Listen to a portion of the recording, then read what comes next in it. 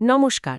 আজকের আলোচনা আয়ুর্বেদের একটা খুব জরুরি বিষয় নিয়ে নিদান পঞ্চক। হ্যাঁ, রোগ বোঝার জন্য এটা খুবই মৌলিক একটা ধারণা, তাই না? একদম। আমরা ডক্টর চিন্ময় পালের ওয়েবসাইট থেকে পাওয়া তথ্যের উপর ভিত্তি করেই আলোচনাটা করব। আয়ুর্বেদ তো শুধু লক্ষণের উপশম চায় না, মানে ঠিক, রোগের মূলে যেতে চায়। আর নিদান পঞ্চক হলো সেই রাস্তাটা, মানে রোগ নির্ণয়ের 5টা জরুরি দিক আর কি। আচ্ছা, এর মাধ্যমে তাহলে বোঝা যায় যে একটা রোগ কিভাবে শরীরে জন্মায়, কিভাবে বাড়ে, পুরো ব্যাপারটা। হ্যাঁ, একদম, শুরু থেকে শেষ পর্যন্ত। তাহলে চলুন এই পঞ্চকের প্রথম যে স্তম্ভ নিদান সেটা দিয়ে শুরু করি। এর মানে ঠিক কি?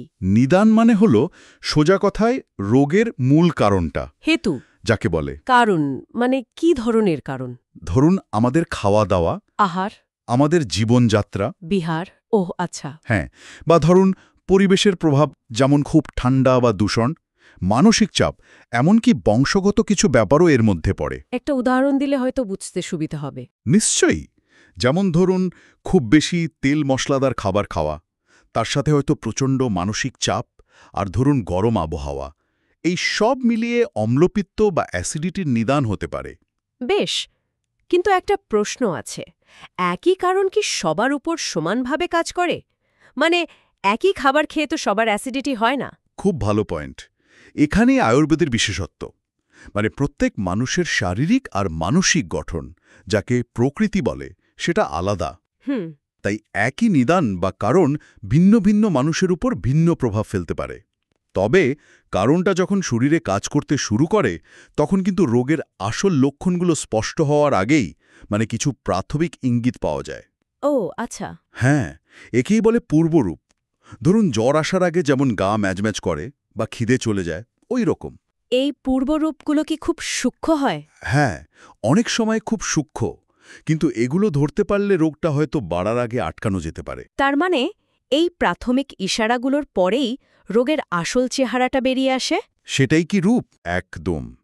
রূপ হল রোগের সেই সব লক্ষণ বা চিহ্ন যা স্পষ্ট, যা রোগী নিজে বুঝতে পারেন।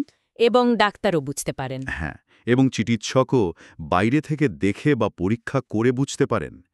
ওই জ্বরের উদাহরণটাই যদি আবার নিই, হ্যাঁ। শরীরের তাপমাত্রা বেড়ে যাওয়া, গায়ে ব্যথা, কাঁপুনি লাগা, দুর্বলতা, এই সব হল জ্বরের রূপ, মানে একেবারে সুস্পষ্ট লক্ষণ। কিন্তু এই সব স্পষ্ট লক্ষণগুলো দেখেও তো অনেক সময় একটু দ্বিধা থাকতে পারে, তাই না? মানে ঠিক কোন রোগ হলো? ঠিক, একই রকম লক্ষণ তো একাধিক রোগে থাকতে পারে। হ্যাঁ, এখানে কি তাহলে উপসয়ের ভূমিকা? শুনে বেশ ইন্টারেস্টিং লাগছে শব্দটা। ঠিক ধরেছেন, উপসয় ব্যাপারটা বেশ কাজের।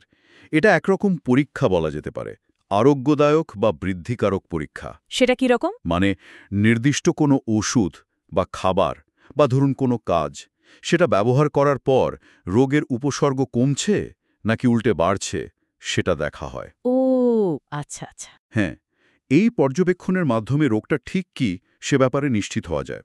যেমন ধরুন কারো ঠান্ডা লেগে কাশি হচ্ছে, হুম। যদি দেখা যায় গরম আদা চা খেলে কাশিটা একটু কমছে কিন্তু ঠান্ডা জল খেলেই বেড়ে যাচ্ছে, তাহলে তাহলে এটা ইঙ্গিত দেয় যে সমস্যাটা হয়তো কফ দোষের ভারসাম্যহীনতা থেকে হচ্ছে। মানে শরীরের একটা ভাইটাল এনার্জি। বোঝা গেল। দারুণ তো। তাহলে আমরা পেলাম নিদান মানে কারণ, পূর্বরূপ মানে প্রাথমিক লক্ষণ, রূপ মানে স্পষ্ট লক্ষণ, আর উপসায় হলো এক ধরনের পরীক্ষা। হ্যাঁ, এরপর নিশ্চয়ই পুরো প্রক্রিয়াটা বোঝার পালা। মানে রোগটা কিভাবে শরীরে মাসা বাঁধল আর বাড়ল, এটাই কি সম্প্রাপ্তি? একদম। সম্প্রাপ্তি হলো রোগের পুরো জার্নিটা, মানে উৎপত্তি থেকে শুরু করে তার সম্পূর্ণ বিকাশ পর্যন্ত, যাকে মডার্ন সায়েন্সে প্যাথোজেনেসিস বলে। ও প্যাথোজেনেসিস। হ্যাঁ, সম্প্রাপ্তি ব্যাখ্যা করে যে দোষগুলো মানে বাত, পিত্ত, কফ, সেগুলো কিভাবে শরীরে প্রথমে জমতে শুরু করে, সঞ্চয়, তারপর পরিমাণে বাড়ে, প্রকোপ, তারপর সারা শরীরে ছড়িয়ে পড়ে, প্রসার। আচ্ছা। এরপর শরীরের কোনো দুর্বল জায়গায় গিয়ে আশ্রয় নেয়, স্থান সংশয়, তারপর রোগ হিসেবে পুরোপুরি প্রকাশ পায় ব্যক্তি, আর শেষে গিয়ে জটিলতা তৈরি করে বা রোগের নানান ধরন তৈরি হয়, ভেদ। বাহ, পুরো একটা স্টেপ বাই স্টেপ প্রসেস। কোনো উদাহরণ আছে এটার? অবশ্যই। যেমন ধরুন কারোর হজম ক্ষমতা দুর্বল, যাকে বলে অগ্নিমান্দ। হুম। এর ফলে শরীরে আম তৈরি হতে পারে। আম মানে হলো ঠিকমতো হজম না হওয়া খাবার থেকে তৈরি হওয়া বিষাক্ত পদার্থ। আচ্ছা। এই আম তখন শরীরের বিভিন্ন চ্যানেলে স্রোতে বাধা তৈরি করে। এতে দোষের ভারসাম্য নষ্ট হয় এবং ধীরে ধীরে হয়তো বাতের মতো রোগ তৈরি হতে পারে। এই পুরো রাস্তাটাই হলো সম্প্রাপ্তি। এটা বোঝাটা চিকিৎসার জন্য খুব জরুরি।